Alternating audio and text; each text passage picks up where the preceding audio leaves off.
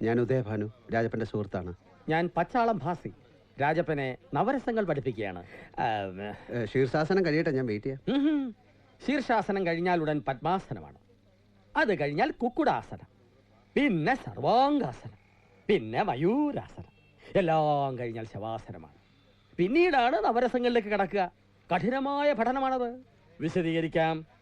ശൃംഗാരം, കരുണം, വീരം, രൗദ്രം, ഹാസ്യം, ഭയാനകം, ബീഭത്സം, അത്ഭുതം, ശാന്തം. ഇവയ്ക്ക് പുറമെ ഞാൻ തന്നെ ഗവേഷണത്തിൽ കണ്ടെത്തിയ 4 രസങ്ങൾ വേറെയുമുണ്ട്.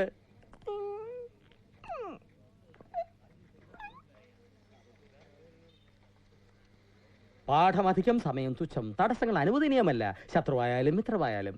പതഞ്ജലി, ഭരതമുനി, പോയിക്കൊള്ളൂ.